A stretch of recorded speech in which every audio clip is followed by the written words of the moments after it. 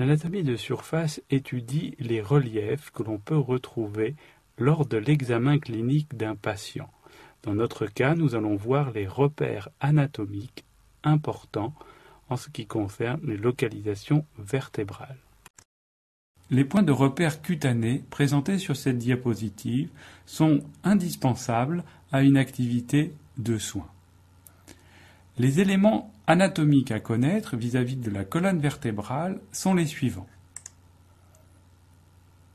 Au niveau occipital se trouve ce que l'on appelle la protubérance occipitale externe.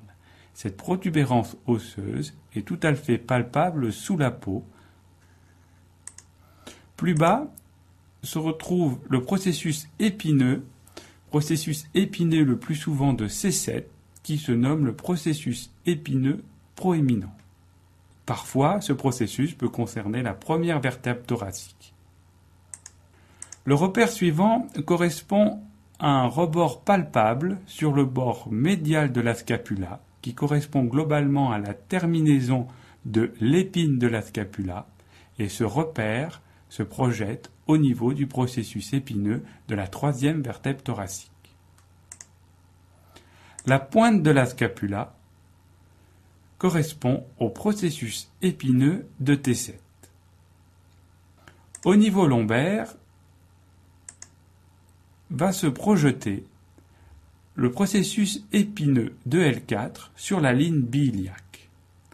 Pour repérer cette ligne, il suffit de placer ses mains sur le bord crânial des crêtes iliaques et de faire rejoindre sur la ligne médiane ses 2 pouces.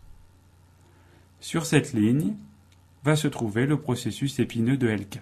Ce repère anatomique est important car c'est à ce niveau que sont réalisées les ponctions lombaires. Chez les sujets maigres, il est tout à fait possible de repérer la première dépression qui correspond au premier trou sacré dorsal.